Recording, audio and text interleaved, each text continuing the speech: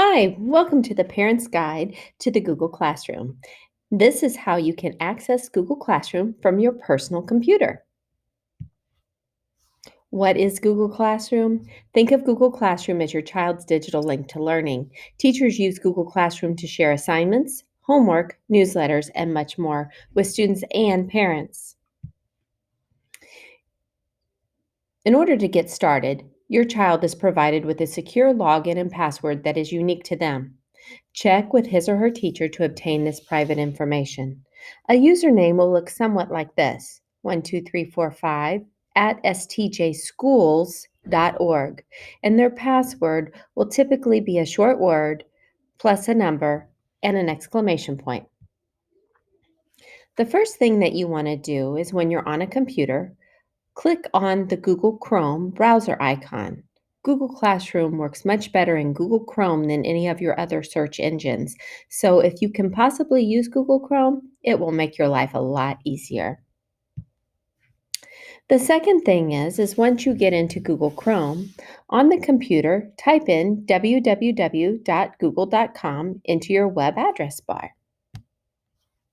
Next, in the top right-hand corner, you want to click Sign in the browser window. Now, you may already be signed in, so if so, you'll want to look for the circle icon that has your identification picture or your initial and click on it. Once you click on it, or if you go to sign in, you either need to add the account or type in your child's information. This is where the email 12345 at stjschools will go, and then you'll hit next. Then you will type in your password. It'll ask you for that, and that's the short word with the numbers and the exclamation point. Then you'll hit next. Now, when you're signed in, you'll see your Google Apps for Education account. Again, it is very important that you are signed in with your child's email and password. Otherwise, you will not have access to the St. James Schools information. The G Suite. If you click on the G Suite, the waffle icon to the top right, it gives you everything that you need. We affectionately call these 9 squares the waffle or the Rubik's Cube, and it gives you access to everything that you could possibly want with Google.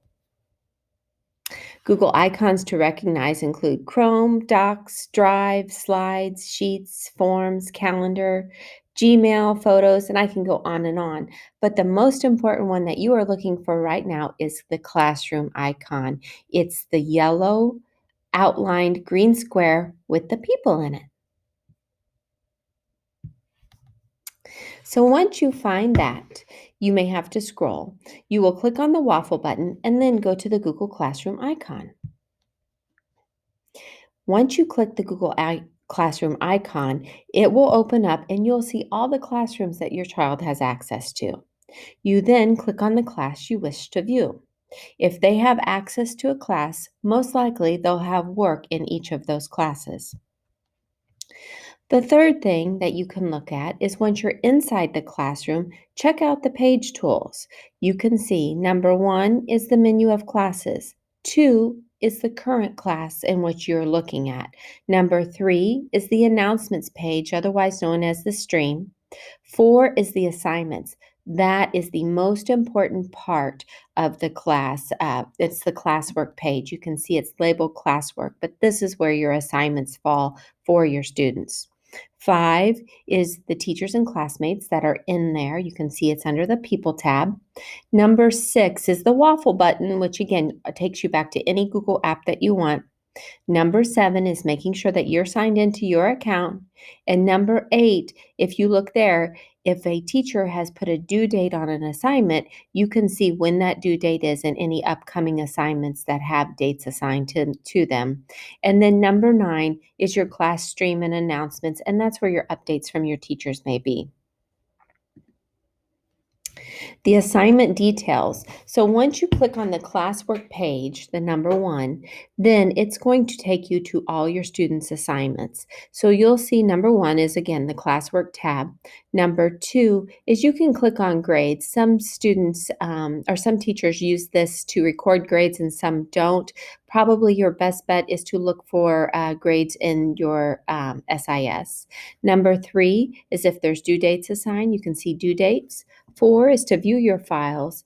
5 is topics available. These are the weeks that we will be teaching, and everything at Lucy Wortham James is labeled week 1, week 2, week 3, so you can find the current assignments by knowing the current week. Number 7 is the assignment title. Number 8 is the due date, if there is one assigned. Number 9 is the assignment status. Have you turned it in? Is it assigned? Is it overdue?